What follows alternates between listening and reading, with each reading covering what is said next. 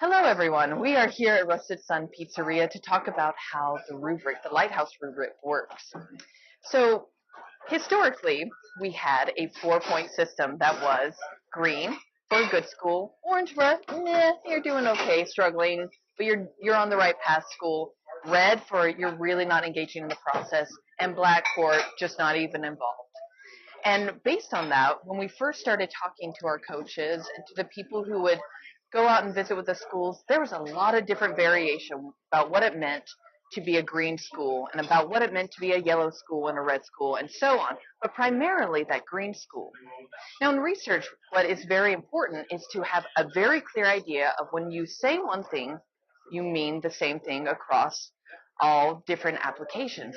And when it comes to schools, this is really important. As we look at our schools, we need to be clear that when one person is talking about this being a great school, it means the same in Milwaukee as it does in Atlanta, as it does in Salt Lake City, as it does in Malaysia.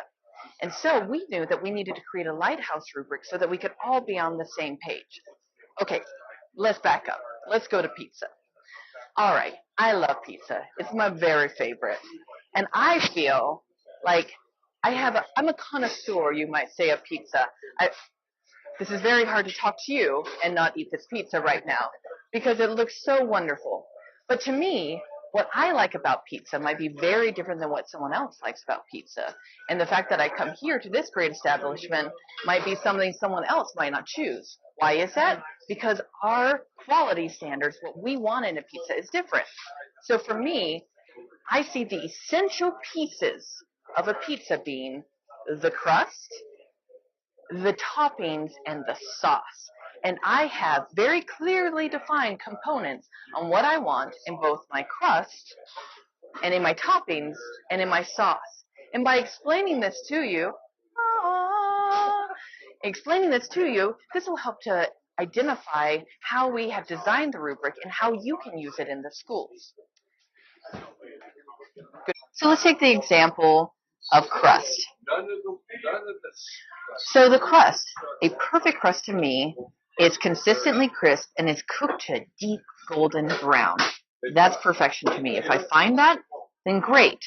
So using that, I can then say, okay, so what is slightly less good? What would be like a 4 out of 5? And that would be the crust has an overall consistent crispness, but there are 1 or 2 areas that are not perfectly golden brown. Maybe they got overcooked, maybe they're undercooked. You know, it's still really good overall, but it's not a 5. From there, the next step down, a 3 out of 5 for me would be the crust has an overall consistent crispness, but there are 3 or 4 areas where it is overcooked. So as you can see, I'm taking it from the pizza perfection and slightly making it worse and worse, but always using the same standard that's built off of that pizza perfection. So we move down to a 2 out of 5, and this one just really doesn't have an overall consistent crispness, as there are 5 or more areas that are overall, they're kind of blackened or they're just kind of soggy. Ugh, no one wants that.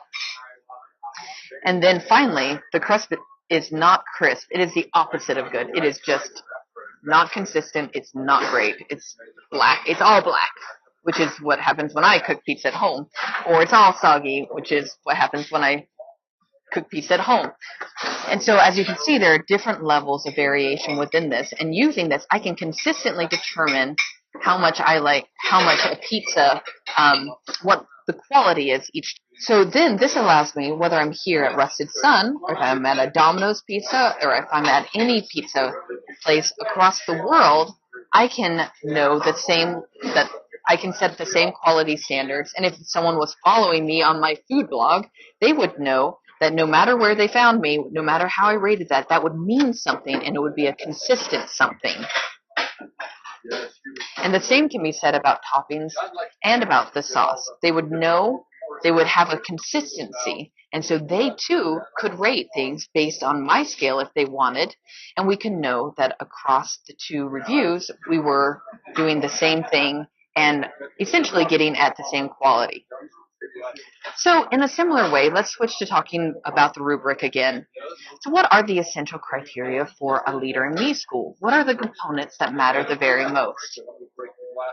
Well, as we know, the framework is the guiding document of Leader in Me schools. This tells us the essential components that need to be in each and every school at various levels during the progression towards Lighthouse and beyond. So let's take one example from the framework to show how the pizza applies to the framework as well. So let's talk about direct lessons from the framework. What we know about direct lessons is that they are direct teachings of the 7 habits, including the paradigms, principles, and effective practices, and they need to be taught in a way that inspires higher order thinking, encourages internalization, and fosters a desire to apply greater leadership in students' lives. We don't want this to just be surface level. We really want these students to take it in.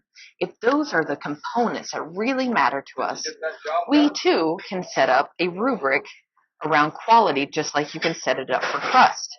So at the highest level, we can have all of those components in it. That the direct lesson has the internalization taught at the higher level. It's teaching the paradigms and the principles and the practices, and we can work down from there to different levels where it's missing some aspect of it, or some aspect of that is still developing for this entire school overall.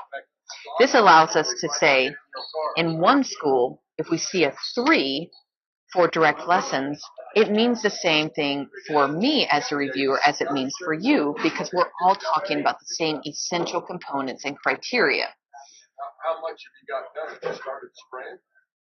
So in summary, we have used the framework to help us identify the essential criteria with the Leader in Me, and we've deconstructed it just like you can deconstruct a perfect crust or the perfect toppings to show us the essential components that we need to have a highly implementing school that's going to be having the best impact for the students, teachers, staff, and community.